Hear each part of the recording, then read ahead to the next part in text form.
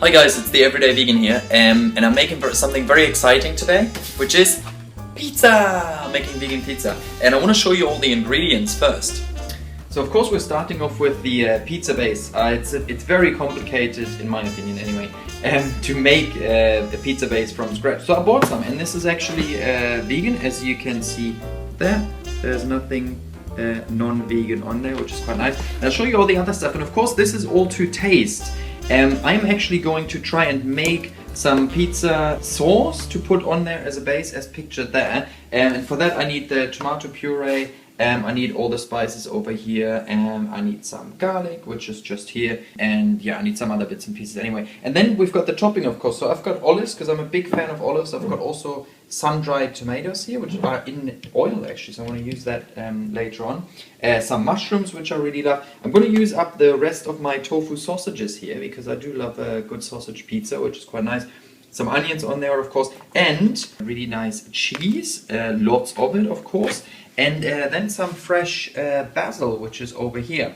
And so what I'm going to spend my first bit of time on is make the base paste, the tomato paste, and then I will attempt to cut up the rest and then decorate the pizza. And then the oven behind me, somewhere there, I don't know if you can see that, is already preheating. So the first thing I'm going to do is make the paste. So if you want to watch me make that, there we are. I will of course speed that up later on, so you don't have to watch all the laborious process. But for now I'll just start chopping, and then I'll probably slow it down again once I actually put the ingredients in there.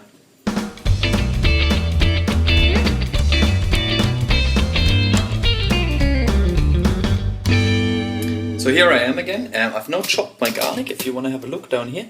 And all I'm going to do now is put the tomato paste. I wasn't really sure how much of it to use, so I'm probably just going to judge it by eyes, because you are meant to put some water and all, and I'm pretty sure that's more than enough there. I don't know if you can see that. It doesn't look that appealing at the moment, but I'll just put that in there. And then I'm meant to... It smells really nice actually. I wish you could smell that, guys. So the recipe for the sauce calls for 2 cloves of garlic, of course. I'm literally going to make this however I see fit, really. It calls for about half a tablespoon of oregano, which is about that much, I'd say. And a little bit of ground basil, which I'm going to do as well. Can't really see how much I'm using. There we are. And then it calls for 1/3 of a cup, I don't even know what that means, of virgin olive oil. I don't have any olive oil, so I'm going to use this stuff. And then it calls for water, because I'm going to mix this through now. And then I'm going to have a bit of a look how much more liquid it actually needs to be before I make the decision on the water. But as you can see, I'm just going to sort of mix that through there a little bit. This isn't really mixing very well, but I think that's okay, because I'm going to spread this out on the pizza anyway. In terms of water, I'm just going to give it a bit of a splash there. It doesn't have to be that much. And try and mix that under again. And of course you are meant to salt and pepper this to taste, because I've just tasted this. It's actually still quite bitter, which is normal for tomato puree. But with the water in it now, you can see the consistency is now getting much better. I've now finished making my paste. If you have a quick look, so I've just put a bit more salt, a bit more pepper in it. It needed a bit more basil, which I have now put in there as well. And now I'll just start chopping up all my vegetables to make sure I've got enough stuff to put on my pizza.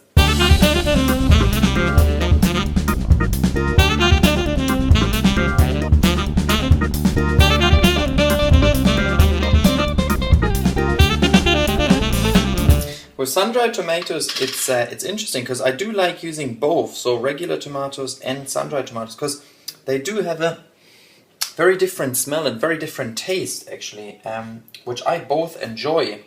So because I'm using a lot of regular tomato, I'm probably only going to use about 3 of those, just to spread out over the size of the pizza. And I'm just going to cut them in half once, mainly for the purpose of being able to spread it out a bit more.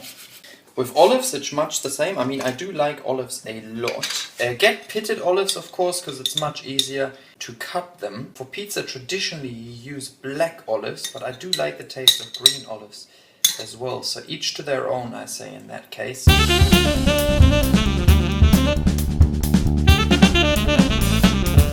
As I am German, I do like my sausages And I brought these. So you saw them in another video. I don't know in which order I'm gonna upload these. So these are little tofu sausages from Germany, and I'm gonna put a lot of those, 3 really, onto my pizza. Once I've got these chopped up, we're pretty much done actually, and we can start decorating the pizza.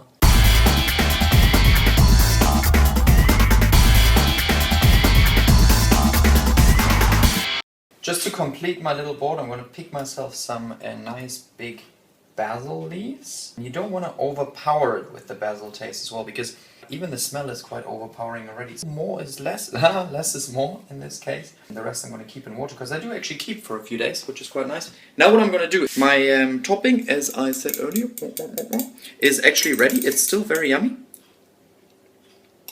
So I'm just gonna start with my pizza now. Now the pizza that I bought does say on here, very good product. Bought it for about $1.75 or something like that for 2 pizza bases. I really don't remember, so don't hold me to it. But there's 2 in the box, so I can make this again in the coming days. But yeah, so it's 10 minutes it's meant to be taking. So I'm gonna get this out of the box now. I got in a nice little silver packet there, and they are a lot smaller than I thought they would be. It's very nice. And I'm gonna get one of those out. Way. Anyway, I'm gonna start decorating that now. So there we are. This is my pizza right here. And yeah, as promised earlier, I'm going to now put lots and lots of stuff on that, and you can watch me.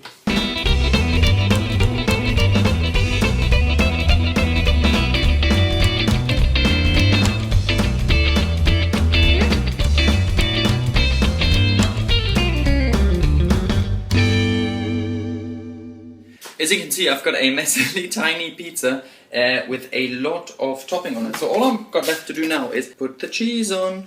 And I'm going to do that now. Probably going to go all over the place. But after that, all I've got left to do is put it in the oven. Of course, this is soya cheese. I have tried it with making nachos before. Never tried it on pizza.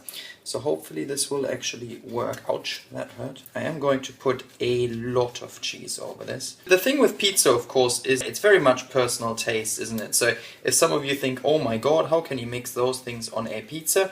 Each to their own, I say. And some people also like putting the basil leaves on top of the cheese. I don't. All I wanted to show yet again is how easy it is with a few normal ingredients to make a usually thought of as non-vegan meal in a vegan fashion. So that should do nicely. So here we are, guys. This is my finished masterpiece. There we are. I think it's going to be fantastic. It looks a lot larger right now than it actually is. There's my hand. It's not a very big pizza, but it should be enough to feed me. My oven has been preheating. It's just gonna go in the oven now, and then it's meant to cook for 10 minutes. I'm going to give you a little update after 5, see what the cheese is doing. I'm not sure if this vegan stuff will meld properly. There we are. Probably gonna drop this now, that'd be funny. As I said, I've put something underneath it to stop the cheese from falling off. And hopefully, with the temperature that is in there, it should only take 10 minutes. Guys, we are now at about 5 minutes. You can see the cheese has all started to melt. The sauce has started to seep into the pizza base, which is exactly what I want. I'm probably going to give it even a bit longer than that to make sure that that's really nice. And then I'm going to sit down with a glass of cloudy lemonade and my pizza and watch an episode of The X-Files, because that's how geeky I am. So the time has come, my timer is up, and it is actually surprisingly only 10 minutes, and it is excruciatingly hot in my oven. I'm gonna try and do this without burning myself, which may go wrong. There we are, and I'm gonna put that away.